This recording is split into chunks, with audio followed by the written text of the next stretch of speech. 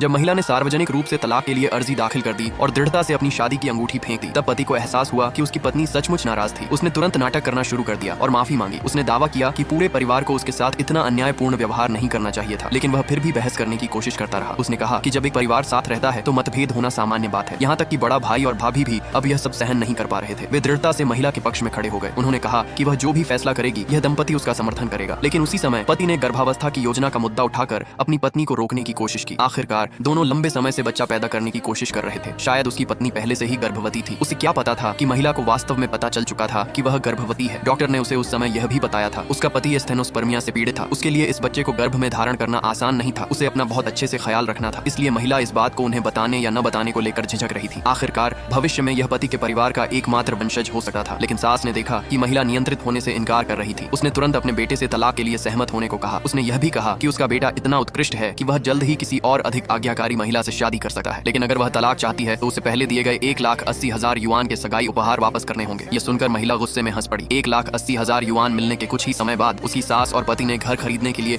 वह पैसा उससे उधार ले लिया था। वह अभी तक वापस नहीं किया गया था। वे उससे वह पैसा मांगने की हिम्मत कैसे कर सकते थे? पति ने तुरंत समझाया कि उसकी पत्नी सच कह रही थी। लेकिन सास ने अपने बेटे को किसी बाहरी व्यक्ति की मदद करने के लिए गुस्से में डांटा। पति तुरंत डर के मारे चुप हो गया। लेकिन सास फिर भी बेशर्मी से दावा करती रही कि महिला ने उन्हें वह पैसा अपनी इच्छा से उधार दिया था। लेकिन अगर महिला तलाक चाहती है तो उसे 1,80,000 युआन के सगाई उपहार वापस करने ही होंगे। अपनी सास को इतना अनुचित देकर महिला खुद को यह सोचकर राहत महसूस करने से नहीं रो पाई कि उसने उन्हें गर्भावस्था के बारे में नहीं बताया था। नहीं तो निश्चित रूप से और भी परेशानियां खड़ी हो जाती। बड़ी भाभी तुरंत उसका समर्थन करने के लिए आगे आई। उसने सास को बिना वजह समस्या पैदा करने के लिए डांटा। लेकिन सास ने कहा कि वह एक बाहरी व्यक्ति है और उसे हस्तक्षेप करने का कोई अधिकार नहीं है भविष्य में उनके द्वारा परेशान किए जाने से बचने के लिए। महिला ने तुरंत अपनी बचत के 1,00,000 युआन निकाल ली। उसने कहा कि वह उन्हें 1,00,000 युआन दे सकती है। यदि सास 1,80,000 युआन पर अड़ी रहती है तो वे अदालत में मिलेंगे। सास आखिरकार मान गई क्योंकि उसे पता था कि गलती उसी की थी। लेकिन महिला ने इस मौके का फायदा उठाकर एक गैर हस्तक्षेप समझौते की मांग की ताकि बच्चे के जन्म के बाद वे उससे बच्चा न छीन सके। अप्रत्याशित रूप से यह सुनते ही सास तुरंत मान गई। बड़ी भाभी को संयोग से कानून की कुछ जानकारी थी। उसने तुरंत महिला की मदद करके वह समझौता तैयार किया। इसके बाद उसने महिला से कहा कि चूंकि दोनों को सास के परिवार ने घर से निकाल दिया है इसलिए अब से वे बहनें होंगी। महिला ने खुशी खुशी सहमति दे दी। यह देखकर सास गुस्से से आग बबूला हो गई। उसने वही महिला को शाप दिया कि वह कभी दोबारा शादी नहीं कर पाएगी